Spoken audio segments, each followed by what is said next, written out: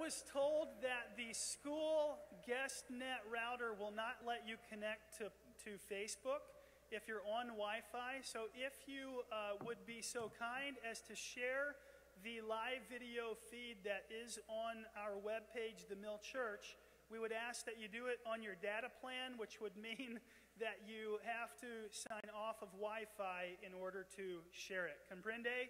Everybody's got that? So just Wi-Fi off, go to Facebook, your Verizon or AT&T will take over, and then you can click share.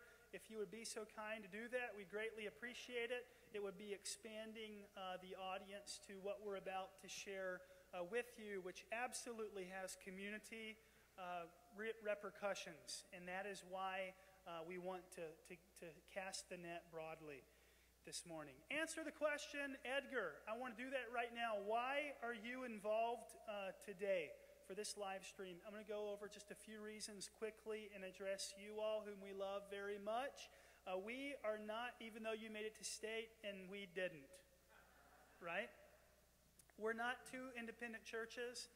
We are one church in two locations. That would be the first reason. Second, I wanted today to be an encouragement to Edgar. If you all would remember, 7 years ago, we were a church of about 60 to 75 people every Sunday.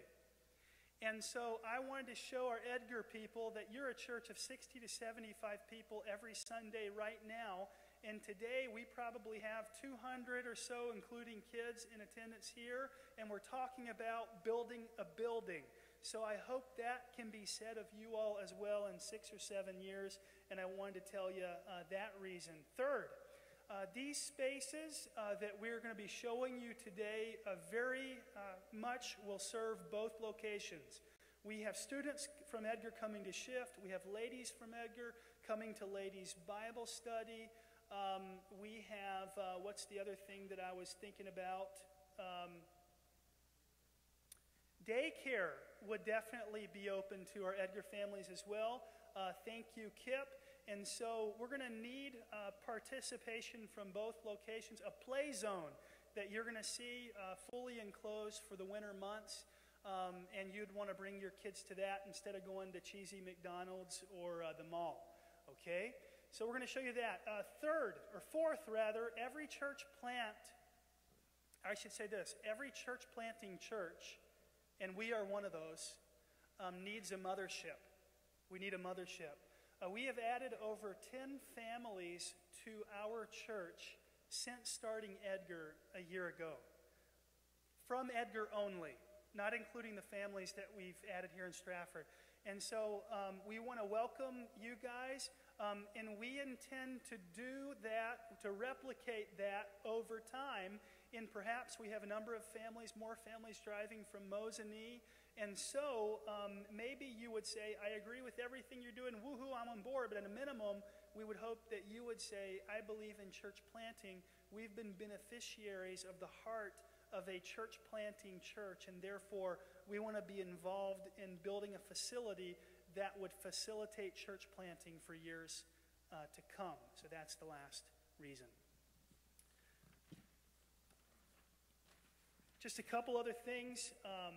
I want to catch you all up on speed because not everybody knows some of this, Vince. I want to describe just quickly, we interviewed about 4 architects, our elder board did. I won't name them. I will tell you that one of the firms that we interviewed who was more local than Milwaukee, where these kind folks are from, closed their doors within about 2 months of us not selecting them as the principal architect for our building. And after some great interviews and great phone calls and rubbing shoulders, we have selected as our architect for our building Kubala Washutko out of Milwaukee. This is a most excellent, delightful group of people that we have been thrilled to work with. You'll see some of their work on display today. They did the Madison Children's Museum. And why don't you just say a few other of the buildings quick, Vince, that Milwaukee Public Market is one that you may know if you've been in Milwaukee. We've done lots of Harley-Davidson work around the state, schools and other Charmant. We did a hotel up in La Crosse. Good deal. So just so maybe you would become familiar a little bit with their work. And so this is Vince and Laura, both of whom are with Kubala Washotko. I'd also like to introduce you to Lee and Paul, who are on the back row here. Stand up, Lee and Paul, and wave at us. Let's welcome Lee and Paul. After we went through a process of narrowing down architects, we then interviewed construction managers. CM is a more relevant, cost-effective approach to finishing off a building than is the traditional design build. And so we have taken a CM approach, and we started with 9 construction managers that we sent out requests for proposals from. We whittled those down to a short list of 3 to 4. I think we had Shearer Construction and Bolt Construction and also Myron Construction. Myron employs lots of people in the Stratford area. Myron has a very, very good reputation. And Myron, one of the big value-added bonuses, in our opinion, in addition to how they operate with excellence, is that Myron included with their construction management fee a 30, or rather a 60 to 90 second fly-through of our future church that is done by a virtual department and can be used in a great way in the fundraising process. That 60 to 90 indoor-outdoor fly-through animation has not been created yet, but it was included gratis in their fee, which was comparatively low even without that included. And we're just delighted that you guys are here. They are also in partnership with the school, building right now as we speak, and so we felt like it made a lot of sense, since the school is one of our prospective partners with a daycare, that we look strongly at Myron, and so we have hired them as our CM. I want to finish this by saying that if you like what you're about to see this morning, please share your enthusiasm with me after the service. I would love to hear it. If you don't like what you're about to see, Vince will be available after the service to field your concerns. Give it up for Kubala Washotko.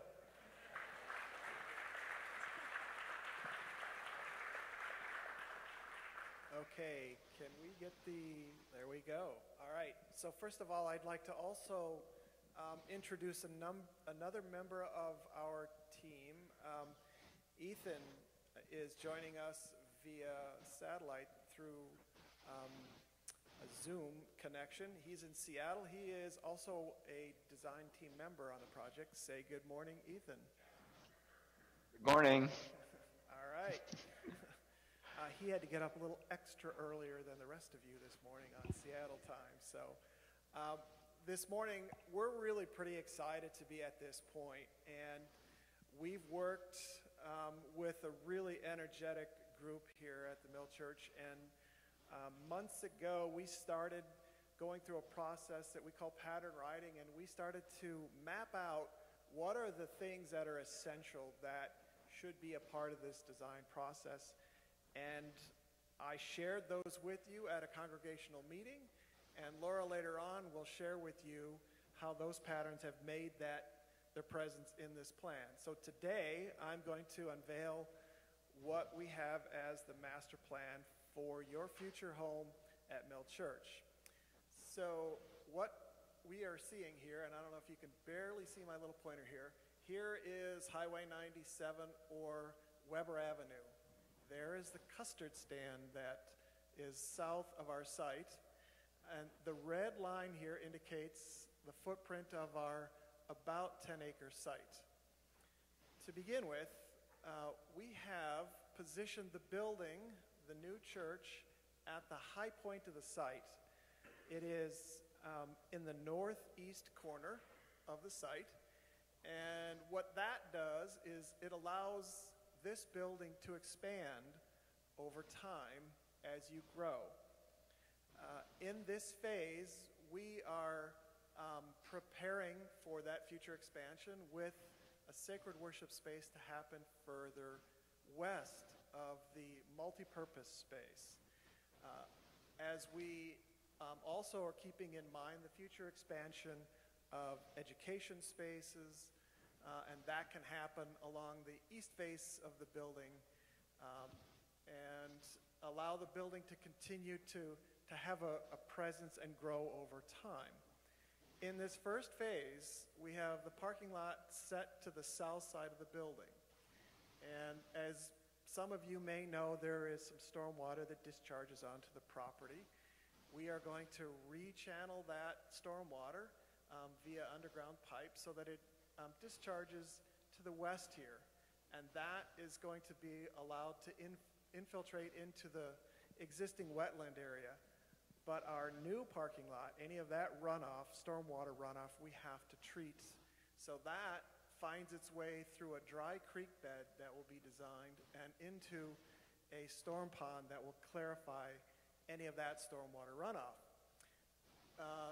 Some of you may or may not know, but where this vegetated boundary is, that's a wetland area that we cannot build on. So that's a nature conservancy that's set aside by zoning ordinance, and we're respecting that. But then there is a fantastic view that if you go to the site and you look to your west, to the northwest, and even to the southwest, there is amazing views on this site, of which we are taking full advantage of. Part of the site also has to have the necessary service entry where there is dumpsters, and if you're bringing food for an event, there's a kitchen access back there, and there's a fire lane along that side. There is a space set aside, it's what we call the central green, and we'll now take a little closer look at what does the floor plan look like, and Ethan, if you could switch to that. So, as to orient you, this is the point of drop-off that has handicap parking nearby, and then you pass through a stone portal area that has an entry zone right nearby. The staff always has the ability to have eyes on the front door, so they can see anyone coming and going from this place, even throughout the week, on weekends as well. Then there is a large gathering space called the Commons, and that is a really an essential part of how you connect with one another both before and after service, to have that space set aside and ample space to be able to do that. From what we've seen in the worship space that you used to be at, there was a bottleneck that happened as people entered and they were greeted and they tried to get a cup of coffee. So we've attempted to spread that out further to allow for a more gracious sense of arrival with greeting and seating spaces and coffee stretched down to this end of the facility. There's a large kitchen space that is in that area, and that kitchen space serves not only the multi-purpose, but also the common space. And then also an important thing is to be able to easily find the restrooms. So those are right off to the sides of the common space. Additionally, right near the entry area, there is a place that we're calling the parlor. And that room will have several different functions. For instance, on a Sunday morning, if mothers need to nurse, there is a private space to facilitate that. If it's a Bible study event and that room wants to expand, this is an opening or operable partition that allows that room to get twice as big so that it can expand into the staff area. Staff can also use that as a conference room space. It's also a room that can be used for wedding parties so that the bridal party can get ready in the parlor. There is a family bathroom right here so that the bridal party can use that. And the parlor is also a room that can be used for counseling, and it has its private setting for that.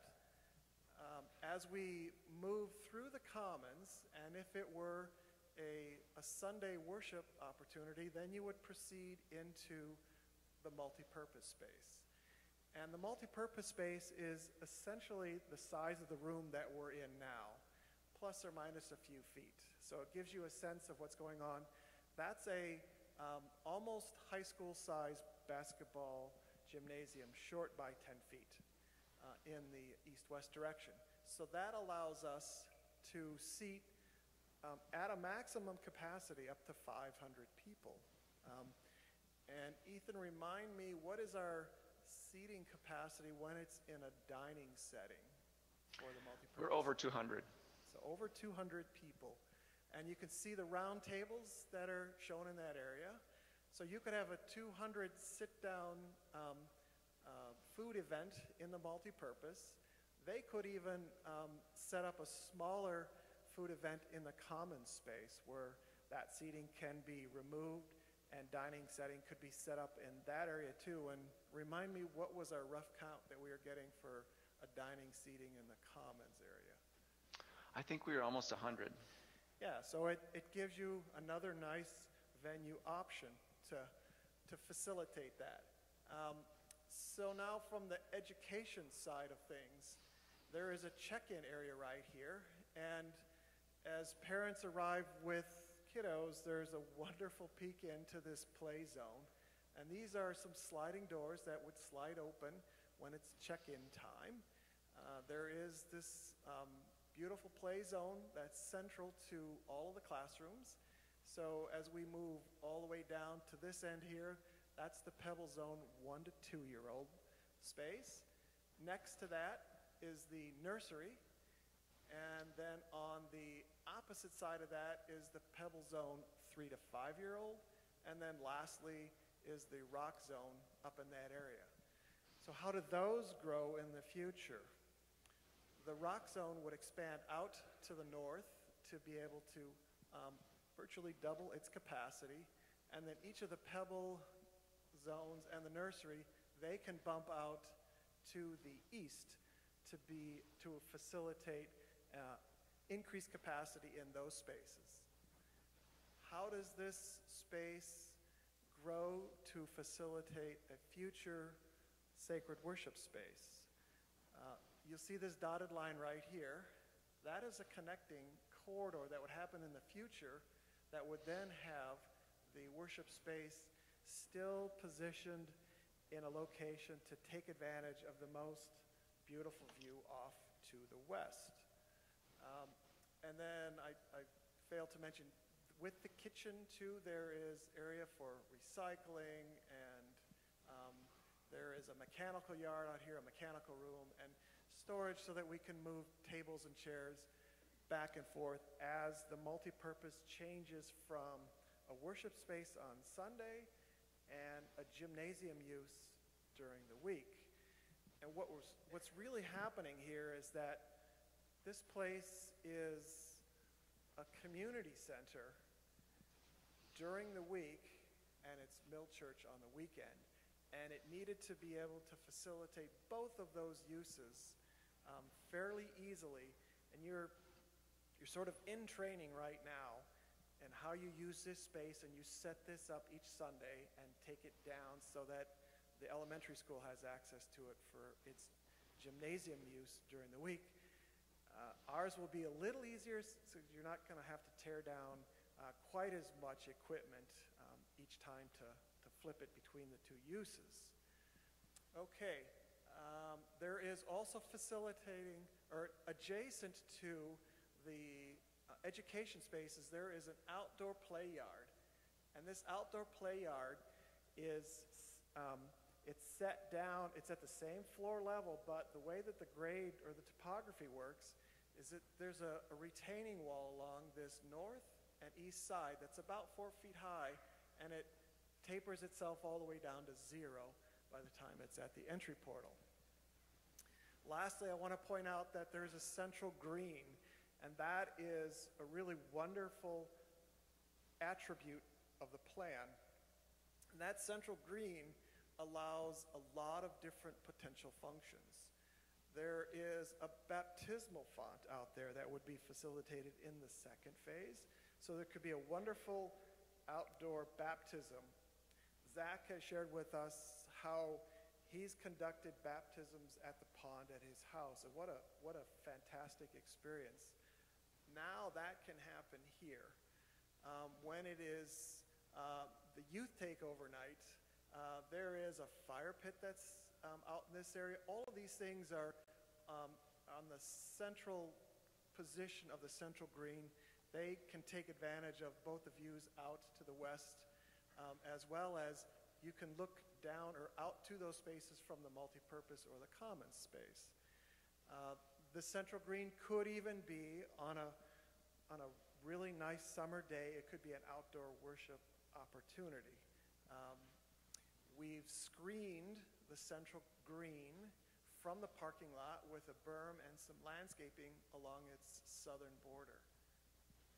Okay, now Ethan, if you could take us to the model views so we can begin to see what this looks like in 3D.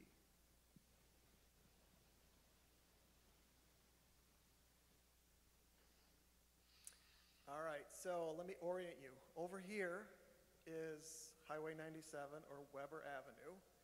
This is the parking lot that we had talked about, and there is the drop-off with the stone portal. I should mention, too, that you're going to see a lot of reclaimed, recycled material that we've folded into the design of this facility. There is a member of the congregation who's donating fieldstone that they've cast to the side of their field through the years, and we're going to make use of that, both for this entry portal that you pass through. This announces itself very clearly. Here is the main entry, and through that there is the entry door. There is also something that's really quite spectacular about what Mill Church is doing for the youth in education, and really announcing that activity level to anyone passing by in the community. Off to this east side is glassy openings to all of the classroom space. Here is the staff area. They can see anyone coming and going. And there is a little stone sign that says, The Mill Church and Community Center. So if we go to the next image. So here is stepping back a little bit further, and there are some subtle little things that are happening here. There is a shed-style roof that we're using that allows us to be very cost-effective in terms of the structure that we're doing, and yet gives it some wonderful architectural features that we're celebrating as we move through the design. Let's go to the next image. Now you can see this is the east side of the building, and wherever you see these little rust-colored openings, those are the doors that open directly from the staff area out to an area where there's some outdoor seating, from the pebble zone, from the nursery, and also from the rock zone. They all have direct access to that outdoor play area, and this large, taller glass space, that announces itself to the rest of the community that there is this fantastic play zone space that's really invites the children of the community to want to see what's going on inside. So can we go to the next slide? You can start to see how this area is set down just slightly with that stone retaining wall that we are using the topography of the site to create a natural enclosure for that play zone area. So they have an outdoor play yard area with some rocks and some other play equipment outdoor. So when the weather's nice, they have the option to go outdoor. If the weather isn't so nice, the option exists interior. Okay, on to the next slide. Now in this view, we are looking to the northeast. Here is Highway 97 out here, Weber Avenue. parking lot. There's that entry portal. Here you can begin to see the church green and how that's nicely framed first by the building with roof overhangs that creates some covered, protected, beautiful outdoor spaces. You can see the fire pit in this area and the font. These are phase 2 items. And then you can see the larger volume of the multi-purpose space in that image there. And here is the commons area. And these glassy openings here are actually glass garage doors that will open up and allow activities to spill outside on beautiful weather days. So there's an opening there. And in the multi-purpose, there's 1, 2, 3 spaces that will open as well over there. You can see the font in this area and the feeling of connectedness and yet a beautiful outdoor green space that has a fantastic view out to the west. All right, next slide. Here we're backing away a little bit further, and you can see that here's the berm that rises up, so that if you were in the central green, that berm is high enough to where the cars just go out of view. So it's a nice way to visually capture that space but not see the cars. Now if you're in your car and you're approaching the front door, you see the doors right through the portal, through the stone portal area. And on to the next. Now we've just passed through the portal and we're glancing off to the west. You can see the church green. Here is something that is recycled from the mill building that you disassembled. There's some of these fun stainless steel augers that we're going to use as downspouts that connect to a phase 2 water device that channels that storm water to the west. And the next slide. Now we've just stepped indoors through the front door and through that entry vestibule and off to the west. Here's one of those garage doors that you can see the tracks up above, how that could open up. And if you look straight down all the way to the other end, that is the kitchen area. So you either pause here for the welcome center, or you continue on down and you grab a cup of coffee or a treat down at the kitchen area. So there is also some windows up high that let light in from the west into the commons area, as well as all of these glassy openings. We're even borrowing light into the bathrooms. They even get some daylight in there. And you'll notice that, can I see a raise of hands of how many helped take down the barn in this place here? Well, you'll know your efforts are paying fruit here, because we are going to reuse as much of that barn as we possibly can, starting with the new timber columns that find a home, marching down the commons, and the timber beams that are up above.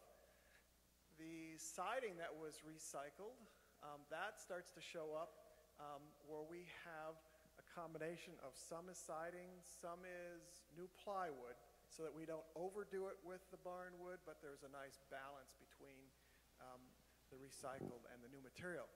The flooring in here is a ground and polished concrete floor, so it's very durable. You can't stain it. The spills are okay. It is very family friendly. Okay, moving on to the next slide.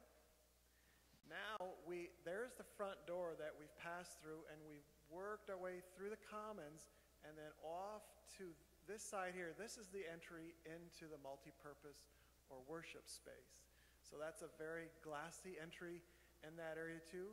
You're looking back onto the seating area, so that after or before a service, you got a place to pause, to sit, to connect with one another.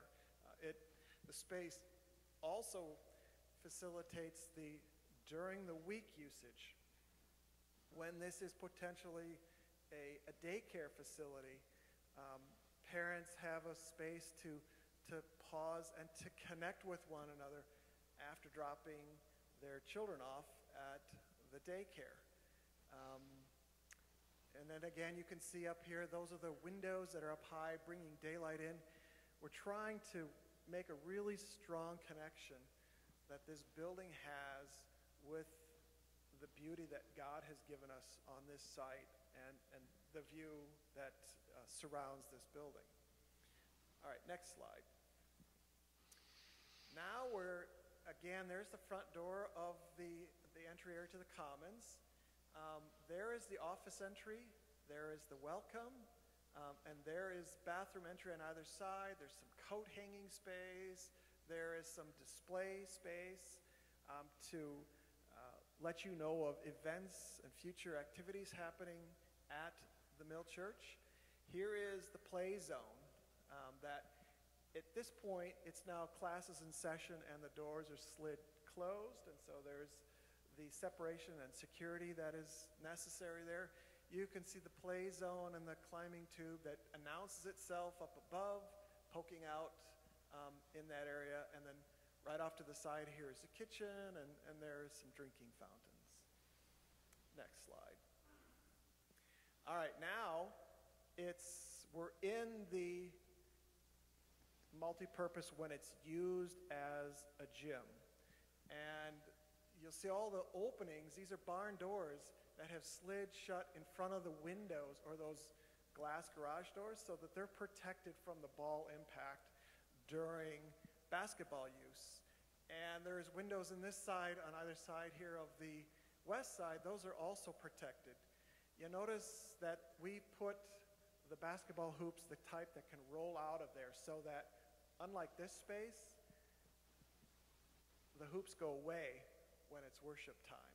And it helps to give each space its appropriate feel for its particular use. So when it's worship, the hoops go away. So let's go to the next view. Now it's worship time. And the barn doors have slid open, and the glass openings are there. If it's a nice day, these glass garage doors are open.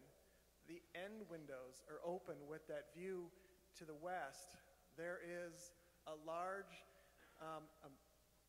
projection screen that, when it's basketball use, that motor retracts the screen up to the top, and it's protected.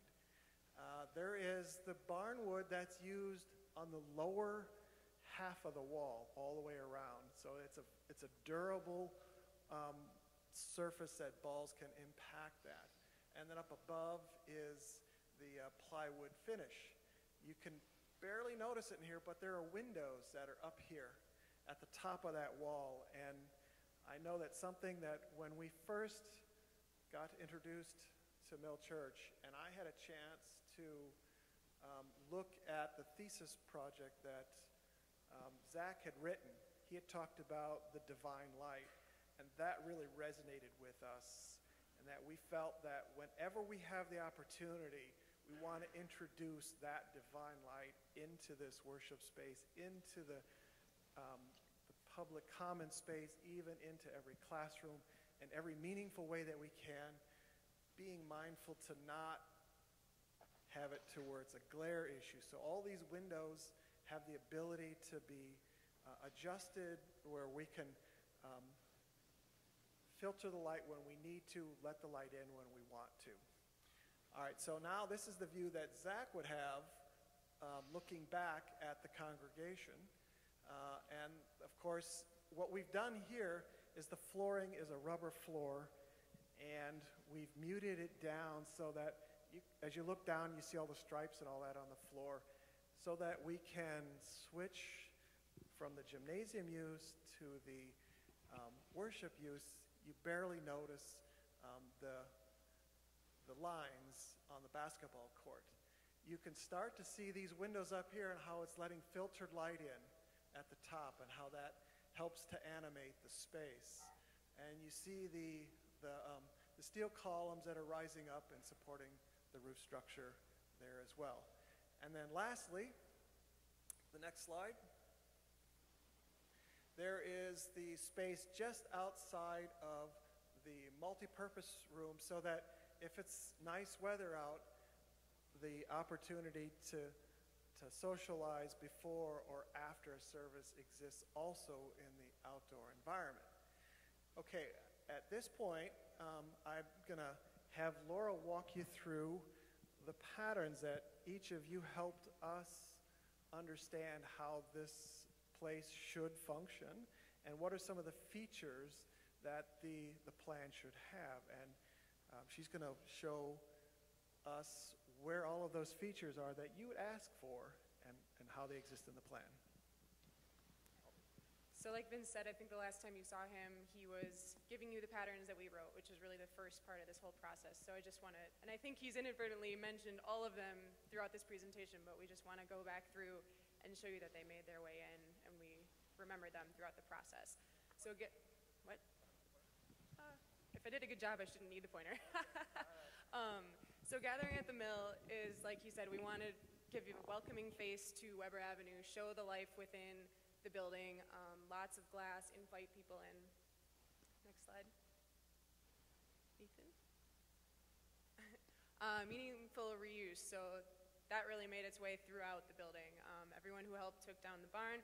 We show where all of those columns are. We show where all of the barn wood is, where the loose laid stone is for that retaining wall.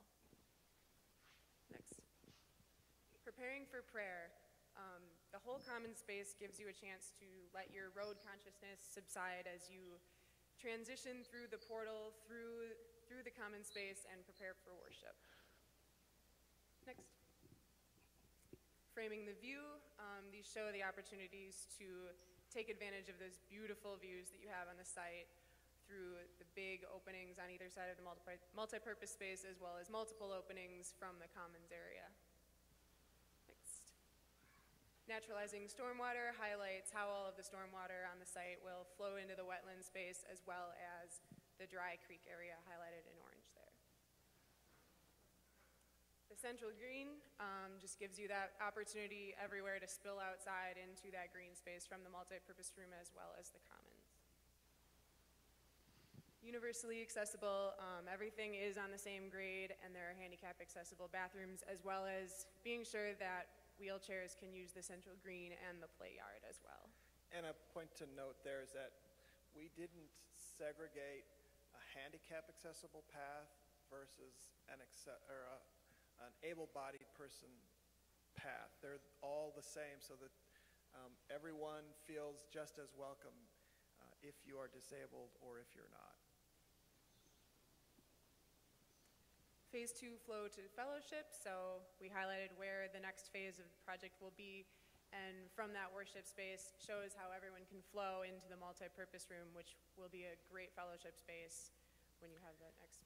Yeah, and that all is how easily can we flow from a worship event to a food event, and you can see that that connects actually quite nicely, and even through this larger future door opening right from the worship space into the multi-purpose, as well as each of these glass garage doors can open up and welcome you. Let those two things really blend together. Next. Screen parking. Vince showed you in the model images the berm there, so when you're in the central green, as well as the trees, when you're in the central green, you're not just looking at a parking lot. You can enjoy that green space without looking at cars. Next.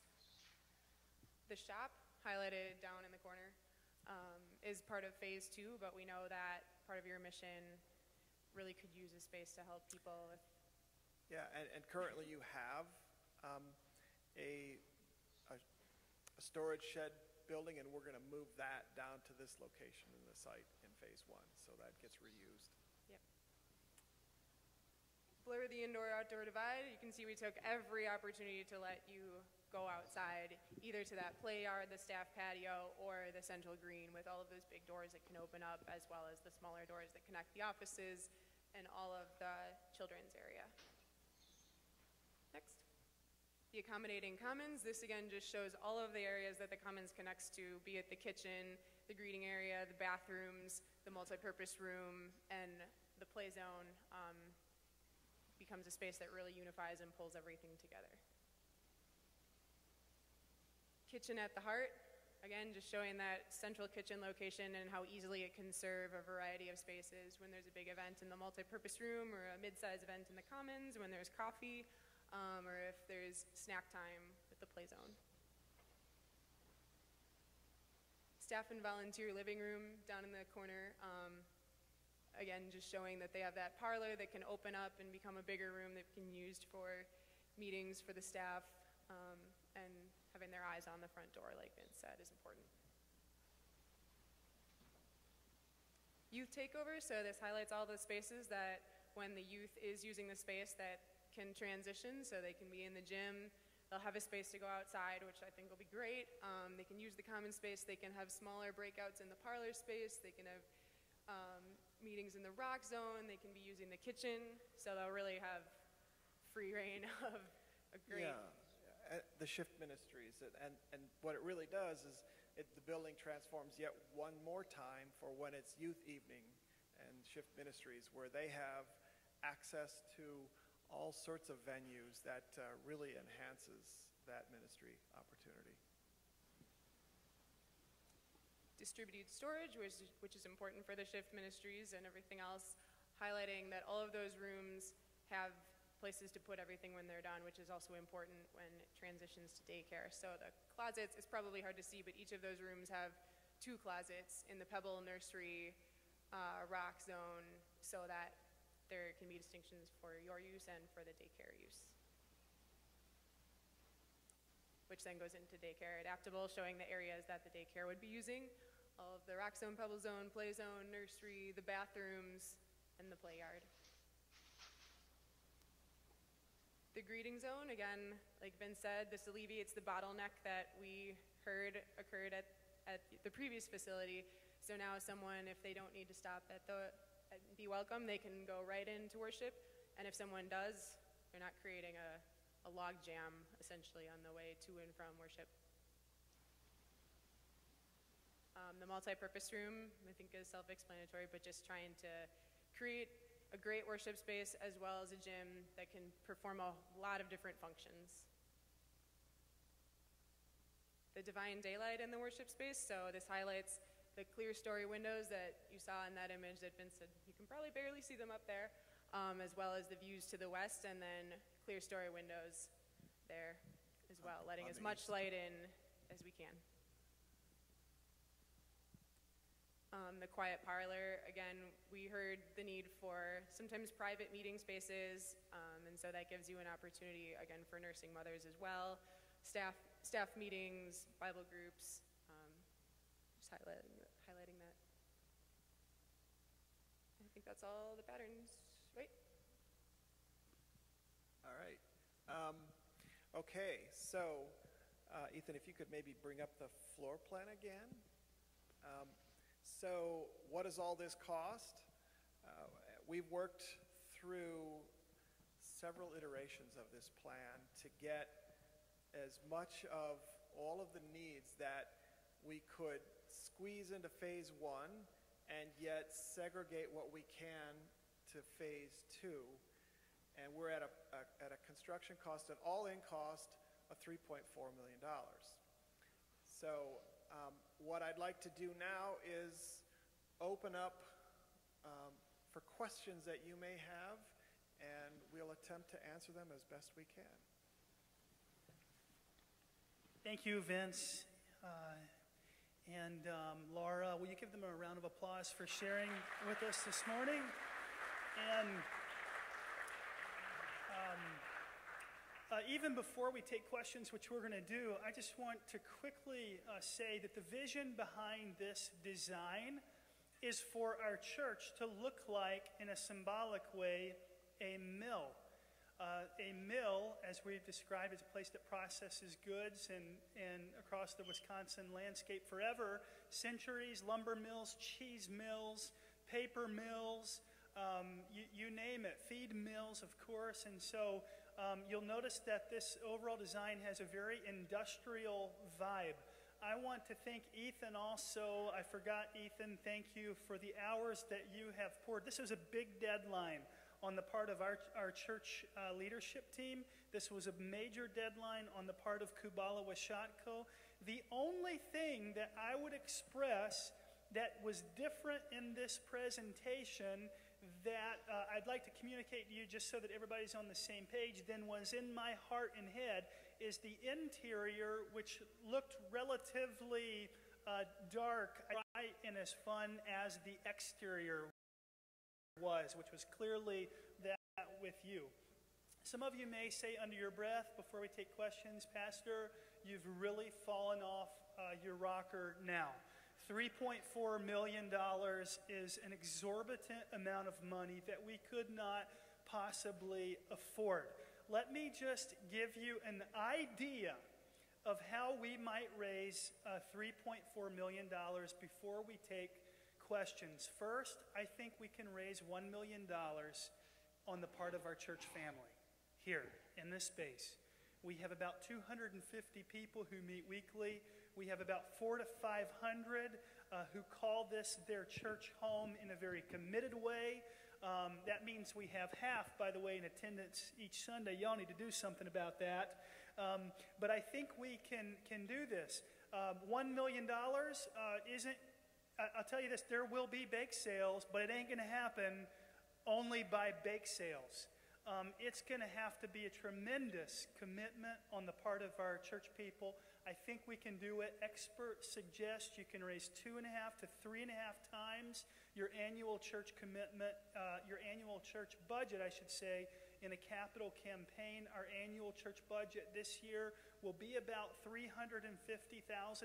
So if you times that by 2.5 to 3.5, you do wind up with $1 million in the range. And I think we can do that. Secondly, this is the more perhaps unattainable, I remember the sermon, Jesus, the loaves, the fishes, the multiplication goal, and that is I think we can raise $1 million, $2 million total, but another $1 million from within our community.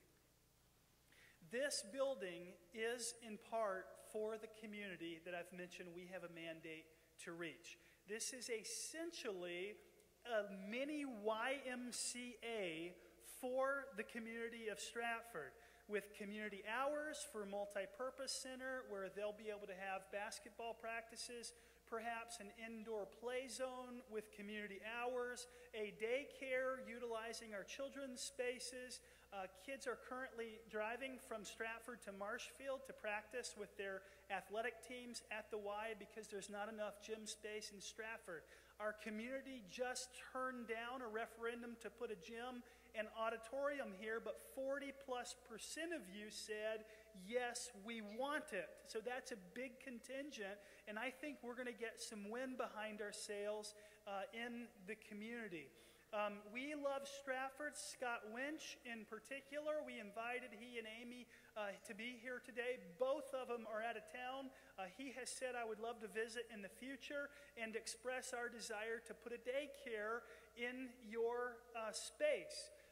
Scott believes, like I do, that the church and the school, while separate, share some commonalities even with faith aside. For example, the safety and well-being of our children, their nourishment, their interests, sufficient space for recreation, and the like. So it's our hope that the community will also get behind this in a big way and enough to contribute. And that, of course, remains to be seen. Essentially, everything that you have seen here today will depend in part on the community participation. If that is not realized, these plans will adjust and I'll say reduce quite dramatically. And last, that'll leave us with $1.4 million. And we would take out a mortgage on the $1.4 million, and then we would pit against it lease revenue to help us. Lease revenue from the daycare. We're in casual talks with a school. I use the word casual only to err on the safe side because they're talks that are becoming more and more serious. Scott told me I've always wanted to put a daycare in Stratford ever since I took the superintendent role. We would be thrilled to partner with you. We don't have the brick and mortar to do it. We need brick and mortar. So we would be thrilled to partner with the Stratford schools. They have most generously, I think we would all agree, supplied this space for us for the next 2 to 3 years, which is an awesome, what's the word you use all the time, gesture. Counseling office. You will notice that on the plan we have the parlor. Another function of that space could be to lease it out to a professional counselor once a week or 2 days a week who would have family services available to our parishioners and to the community at large to expand their base. So that's another idea to gain revenue. Weddings. The model was perhaps incomplete today, but the multi-purpose space is going to be quite nice. There's going to be a greater degree of brightness and some more color, some more pop. It's going to be, I think, a premier wedding venue in central Wisconsin. I think the wedding could be held on the central green. The wedding could be held in the multi-purpose. Throw up the garage doors when the I do is said and open up to spill out there for yard games. I think it'll be a really coveted space to use for weddings, and that, of course, would provide revenue for the church. The caterer's kitchen could be a source for revenue. Right now, we've only budgeted for a caterer's kitchen, meaning it's going to have a lot of outlets for crock pots for our events. We're a young church. We just can't bake meals, cook meals every time somebody has a funeral or a need. If that is on your heart and you're willing to come and show up every time there's a funeral and bring 20 of your friends with you, we'd love to have you, but in all likelihood, the mode today that churches are going to is catering. It costs us less money to have the thing catered from now until the end of time than it does to put in $250,000 commercial kitchen. So we'd be doing a caterer's kitchen, and then we would be building the infrastructure for a commercial kitchen only if Glenn and Missy White, I'm going to embarrass you for a moment, puts a pulled pork barbecue shop in our kitchen and serves to the A and B staff and everybody else during the week. He's not willing to own it, so I need Nick Sternitsky, who runs a few Arby's, to come alongside him and run the business so that Glenn can serve pulled pork. I'm still praying about that, man. Don't give up on me. But that would be a venue for increased lease revenue, our kitchen perhaps. And so in that case, it would be BYO equipment. Nick, you want to use the space, bring your own kitchen equipment, commercial equipment. And it would be, Nick, since you've decided to do this, we're going to offset the cost of the commercial infrastructure, the drainage, the piping, all of that in the lease so that our church doesn't pay the expense for the commercial equipment. So that would be the goal there. Last, I would say the multi-purpose room. It could be leased out hourly for practices, play zone, for birthday parties, maybe even a small entry fee daily with community hours. It all depends on a busy calendar. We've yet to think about the calendar, but I guarantee you this place will be nicer than McDonald's, nicer than the mall, and I think even nicer than Blue Plate Cafe in Wisconsin Rapids that some of you love taking your kids to, and it's going to be open year-round, which I'm excited about. At this time, we're going to have question Q&A. Here's what we'd like for you to do. Vince and I are going to sit up here, and we're assuming that one of us can answer your questions. If you would send an email with your question to info@themill.church on your smartphone, or wave your hand in the air, and Nicole is coming around in Stratford to take your questions, jot them down, ask them over here at the mic, and Adam is going to be doing the same in Edgar. So if you're in Edgar, you can send an email to info@themill.church. Nicole's going to be checking that email account. You can also wave your hand, and she'll come to you directly to grab your question and to answer your question. So would anybody wave their hand to start us off with a question so Nicole can come grab your question? I have one. Okay, great. Okay, so we have a question about if you could tell us where the women would be able to meet on Wednesdays for their Bible studies when the youth takeover is happening. All right, I'll take that one. Great question. So that space for the women to have a Bible study would happen in the parlor. And when this portion of the parlor wall folds open, that allows that larger group of I've heard it could be upwards of 20 to 25 people. So that space could facilitate that group gathering. And in one of the slides, it was oranged out for the student use, but the students would not be in there on a Wednesday evening while the ladies are meeting. So great. Another question. So when we are worshiping in the multi-purpose room, will there be any sort of stage for our worship team and for Pastor Zach to be on? Yes, there will be. So you can see in the plan right here, and in the budget number, there is budgeted the furnishings for that. It is a demountable stage so that it has 4-foot by 4-foot platforms. That's lightweight and it's easy to set up and collapse. You'll be up 3 steps high, so about 21 inches. That helps with the line of sight for anyone at the very back of the house to see easily. All right, somebody flag her down or send an email.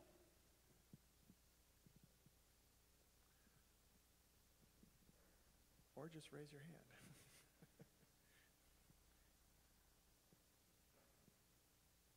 Edgar, too, you guys approach Adam or send an email and we'll try to get your questions answered.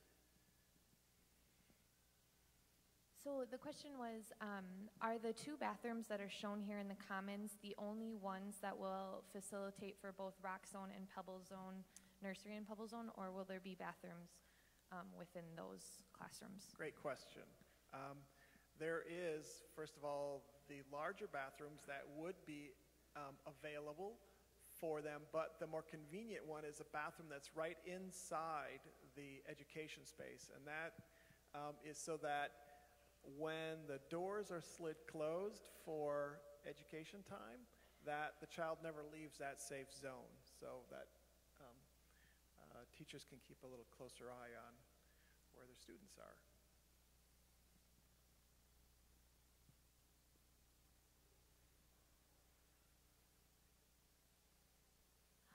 A question was asked for so since our worship space is not until phase 2, in the multi-purpose area, when we are having worship, will there be any sort of stationary chairs, or will there be, how will our setup and tear down look during that time?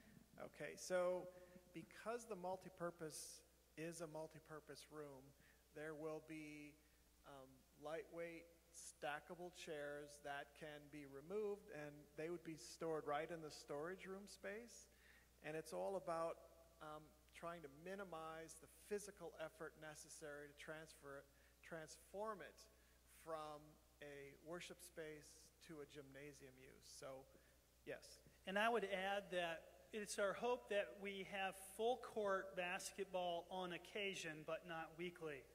So in all likelihood, half court could be used for various practices. You would kick up the back few rows of chairs to on the other side of half court, and then you wouldn't have to do anything for set up and tear down week to week except for slide a few chairs back into their respective places. And additionally, the hardware, a lot of it will be in the ceiling, a lot of it will be running under the floor, so there's not going to be cords that we have to set up and tear down every week like there is here. It's just going to be a lot simpler. Yeah. I should also mention too, see how you've got ductwork up here now that's exposed above the ceiling? That actually is all going to be buried below the floor, and that makes it actually much more comfortable and much more quiet, and that helps to transform the space into a sacred space when it's a worship space. Okay, so we have a couple questions. First, with the kitchen, with it being a catering kitchen, what sort of appliances, if any, are going to be in there to help facilitate during daycare, during Sunday mornings for the children? Okay, good. Another great question. So we'll characterize it as a catering kitchen, and that would have, first of all, an under-counter commercial dishwasher. And that's one that will allow you to do dishes in under 2 minutes, because it's a very hot, very fast cycle, and it's a complete full tray of coffee cups or plates or whatever. Those go on carts. Those carts park underneath counters. There will be a couple of reach-in refrigerators and a couple of reach-in freezers. There will be a few microwaves, and there will be a cooktop in that space. And also, I would just add to that, Nicole, that, what was I going to add to that, Vince? Other items for the kitchen? That the kitchen How it transforms into a commercial kitchen. could transform into a commercial kitchen. There was something else. Oh, if the school partners with us, they're going to bring their food over for the daycare. So it's going to be Meals on Wheels, if you will, and it'll come and the kids they'll offload the carts. That's what Scott told me, everything would be prepared at the school. If the YMCA or another organization would be our partner, we would know well in advance, and that's where we would work in the appropriate infrastructure for the commercial equipment, BYO equipment.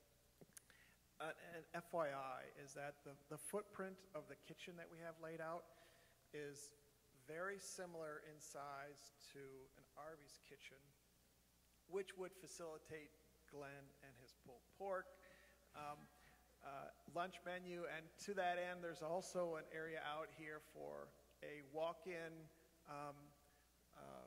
refrigeration and freezer unit. There's the necessary recycling that can happen out in this space, and the deliveries of food, and then there's some mechanical equipment out in that yard as well. So a question that came in is, so for the tech, people who are on the tech team, where would that look like and be set up in the multipurpose? Okay, so if it's worship, first of all, this basketball hoop here would be rolled into the storage room, and then a sound table would be rolled out into the worship space. And that would have essentially all the equipment that's on the table that's back there now, set up so that you literally can roll it in and roll it out as you need it. And there will be the appropriate floor jacks that we could scatter around the facility, because there may be a time that you might want to experiment and put the stage over here on the north side. You can also have it in this area. When you have a wedding venue, they tend to like flexibility and options, so that we're going to facilitate that. And I'll just add to that you may say, why in the world are we building a multi-purpose center first? Let's just build a sanctuary and not have to set up and tear down every week. Well, the answer to that, our answer to that, it's right and wrong is a matter of perspective, is that we are building the attractional element of the church first. So it's our hope that we're going to get lots of people through the doors playing basketball, lots of people through the doors building friendship, relationship over whatever's happening in that multi-purpose center, and that in the end, it may take 10 years to have phase 1 and phase 2 done, the whole kit and caboodle, versus 25 years to get phase 1 and phase 2 done. So that is our hope, that the attractional elements of it will be built first. So there's been a couple questions about this. Could you talk a little bit about the heating and cooling of the building and what that might look like for costs? Because there was a comment that there are a lot of windows. Yes. Okay. So first of all, what we would have is the heating and cooling of the multipurpose. It would have its central air handling unit that would then have a boiler that creates hot water to heat. That distributes via buried ductwork along the north and the south side, so there'd be floor supply grills, which is quiet, makes it more comfortable. In the balance of the building, there are smaller, more higher efficiency, almost residential scale furnaces that would be dedicated to each different classroom, so that they can be zoned based on their use. And then the question about a lot of glass, we have budgeted in here higher efficiency, higher performance glass that allows us to have that quantity of glass, but we've offset that then with even higher levels of insulation in the roof, which is where the majority of the heat loss happens. So we have above code minimum to make this a very energy efficient skin. And the difference in cost between having everything in one spot and all commercial and these additional or separate residential near units was about $200,000, if I remember correctly.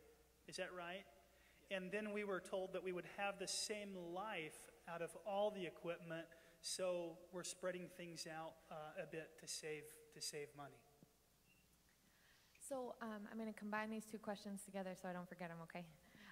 There was a question about, is there going to be any sort of basement space? And also, is the $3.4 million, does that include all of like the furnishings, tables, chairs? Yes. So first of all, there is not a basement. This is all on one level. The minute you put a basement in, now you've inherited an elevator. And now you've inherited any issues with groundwater and windowless spaces. And we generally find those to not have the divine light. That space is usually set aside for storage or mechanical, but to have to go up or down stairs just didn't seem to make sense. You do that when you have a site that has limited acreage, and that's not the case here. So it was more cost effective to put it all on one level. The other question is, are the furnishings included in that $3.4 million budget? Yes, they are. Not only the furnishings, but also the equipment, like the basketball hoops, like the demountable stage, like the play zone, like the fall zone, flooring in the play zone. So all that is in the budget. And the different connectivity to have flat screen TVs that would be out in the commons areas and used in the classroom for teaching, that's in there. So another question, and these I think go together, is where is the play yard and the children's areas located off of 97, like footage-wise, for safety? And then also, will there, for the outdoor play yard, how will that be? Will it be fenced in at all? What are the safety? Sure. So this red dotted line right here, that's a 50-foot building setback. And we've actually pushed our building further back than that in phase one to allow for additions. So right there is 50 feet to the property line, which is not yet, that is on the backside of this sidewalk that happens. And then it's another, Ethan, what was the distance from the sidewalk to the curb? Maybe 15 to 20 feet. Yeah, so 50 plus another 15 is 65 feet. What we've done is we've naturally enclosed that play zone area because the topography, it requires us to dig down in that area, and the retaining wall creates the enclosure. So what we're trying to do is balance the site in that we dig down about 2 or 3 feet on this side, and on this side we're filling about 2 feet. So we've hit the sweet spot right in the middle where that is the natural topography, the natural grade in the building, so that we're not having to haul off fill and we're not having to bring in fill. It's balancing. A question was asked about where would we go for any sort of tornado or safety areas for weather?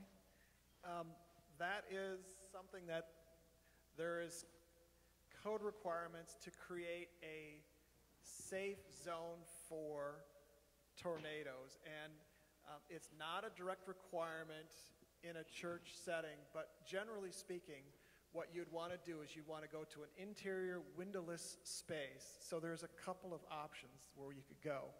The first one would be this storage room that's in this area. That is a windowless space. Another space would be in the bathroom spaces. And lastly, it would be in the kitchen area that is an internal windowless space, so that it gives you the best protection from glass.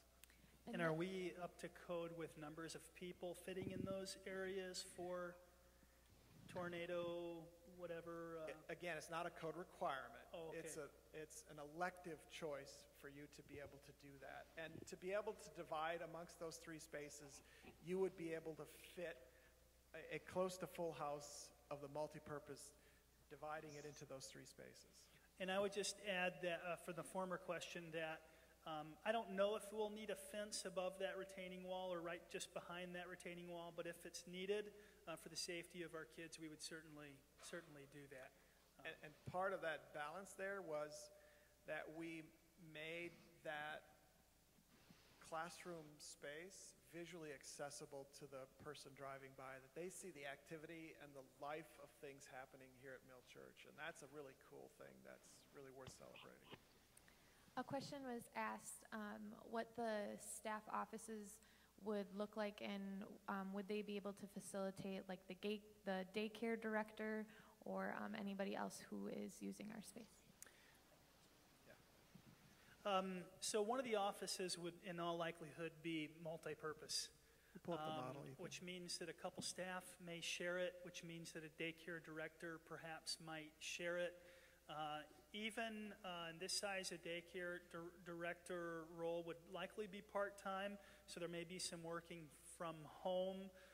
But I think if a daycare director needed office space, it would be shared. It would not be a devoted office for the daycare director. So its director would have to be creative in being mobile, him or herself. Okay. Hopefully the attendance isn't a response to the presentation. I don't know, Ethan, if you could pull up the model and we could just go inside the office space there and just have a peek out from there. The model is currently incomplete in that area, but I can give you a sense of the volume.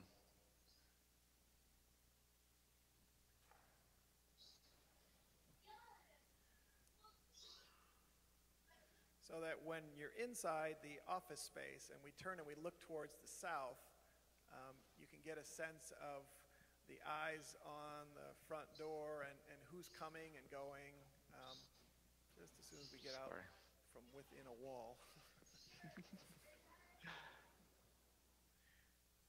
There we go. So you can see that it's a lot of visual accessibility in terms of who's coming and going that is afforded in that office space. So a question back about for child safety. 97 is notorious for it being dangerous during the winter, and it's a very heavily trafficked road. Would there be consideration of maybe putting some sort of big boulders or something that would stop a car if they veered off at all? All right, let's go to the site plan. I think especially with the outdoor play area, which is the Yeah. concern. And actually, let's go in the play zone area there first and just kind of get a visual. If you were a child playing in the play zone and looking back towards Highway 97.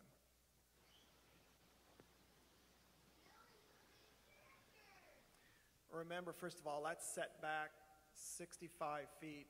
That's actually further set back than most freeways have to buildings. So that is an implied safety buffer zone that's happening in there.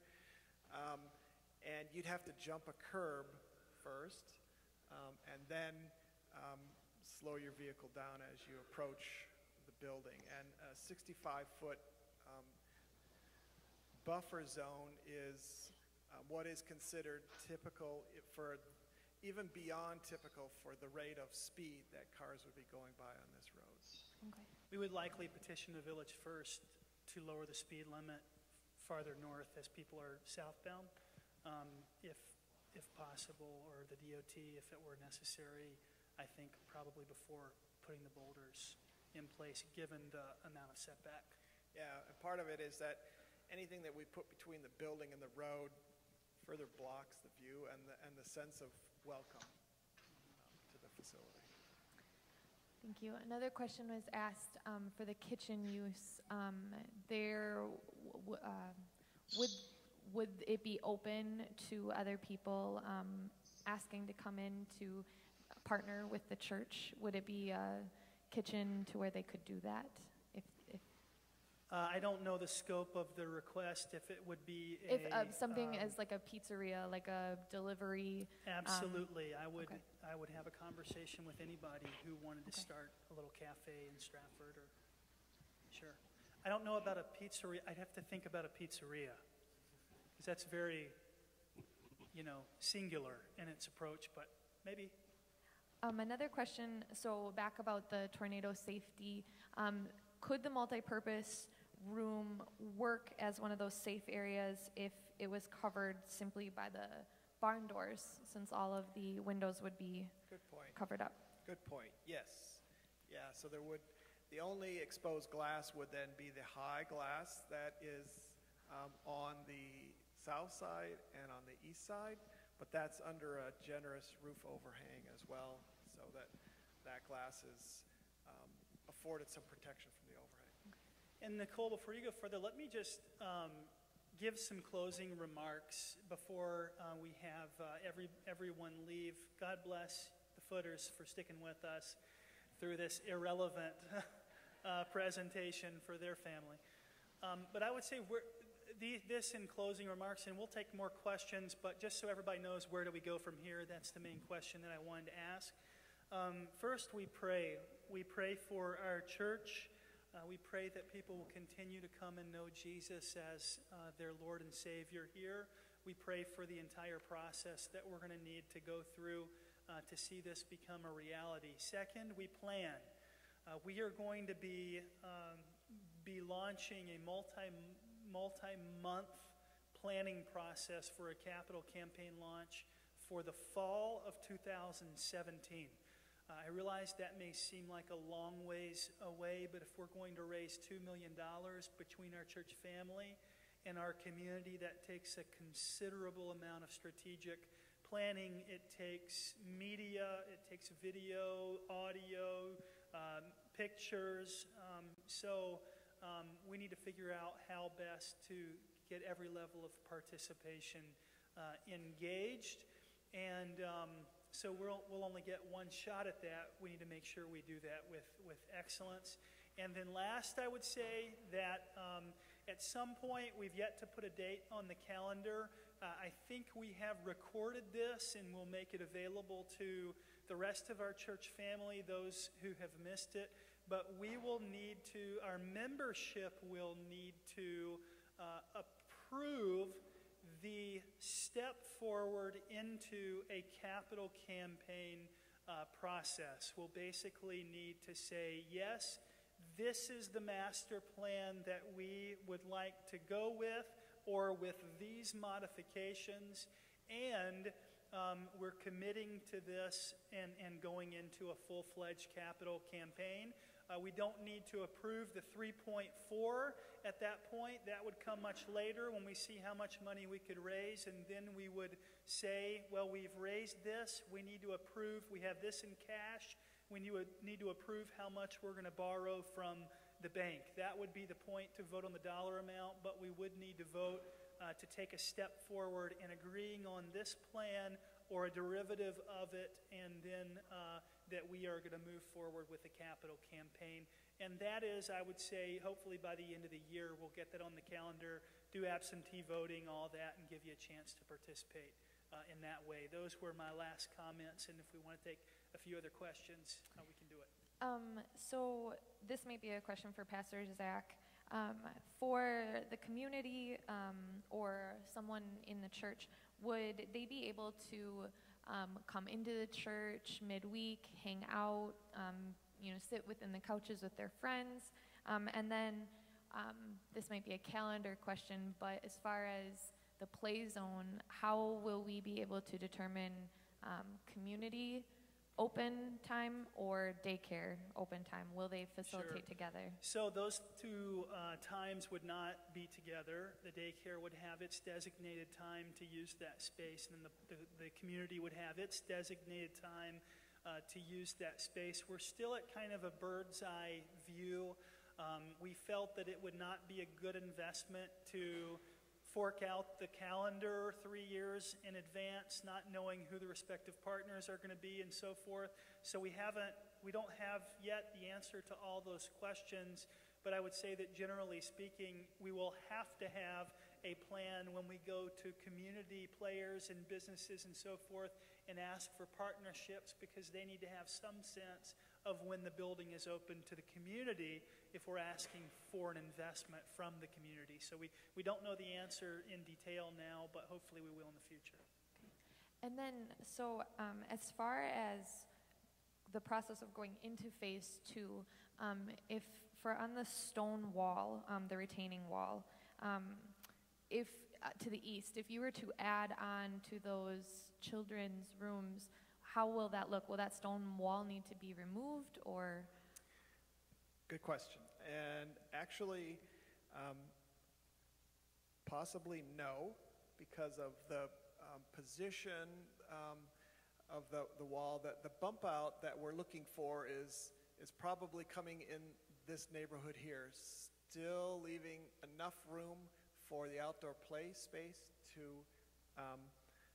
have ample play space. It would be a larger space available in phase one. If that's felt that that's not large enough, this is just a dry laid stone wall here. And this wall could be bumped further out to the east to facilitate that. These are great questions.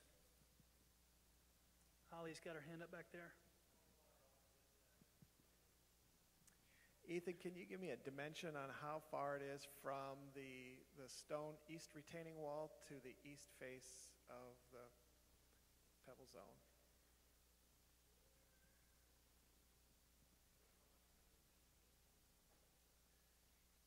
Oh, we don't know the addition width for phase two, do we? Not Vince? yet, no.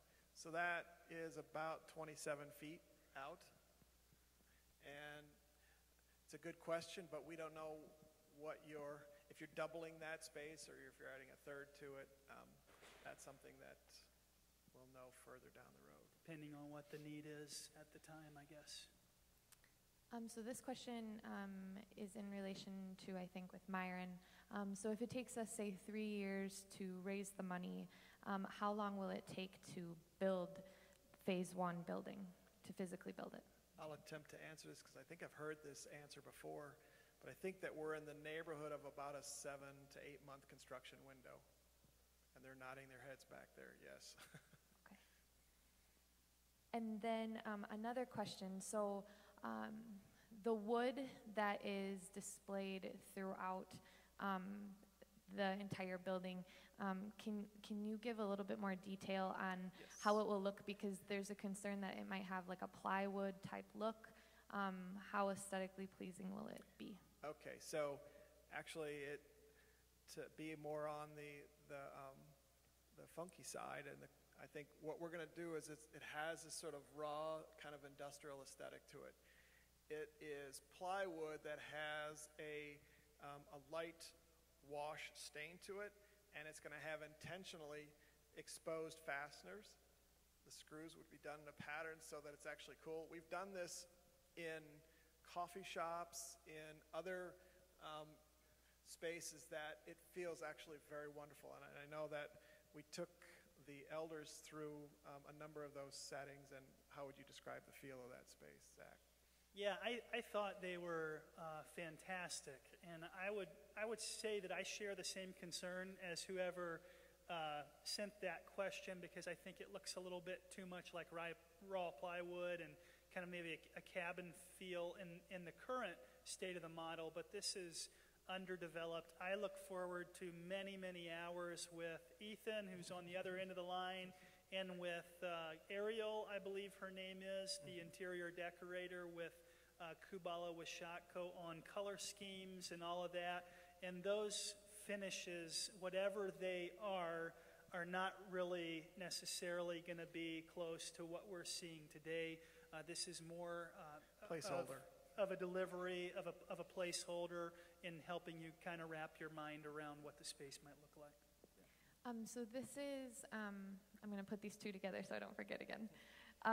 For the wall on the east side by the children, would it be a consideration or would it make a difference cost-wise to just bump that wall out further right away, so that in phase two we're not putting that cost into tearing it down and going further? Will it make a difference cost-wise? And then the other question is, so with all the windows on the east side exposing the children, a safety concern of how will that be for in this day and age where if somebody wanted to say, harm the children, either like shooting-wise or something like that? How will the glass be? What thought has gone into that? Yeah. To answer the first question, could we move the retaining wall further east to facilitate an addition? Certainly. And I think that just entails a little more excavation of the ground in that area to facilitate that.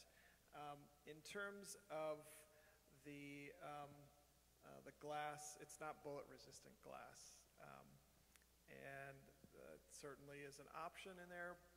Part of what's happening here is that not only does someone from the outside have a great view in, but someone from the inside has a great view on someone out, and they can see anyone approaching the building in the area, so that there is an equal access to be able to react in a situation.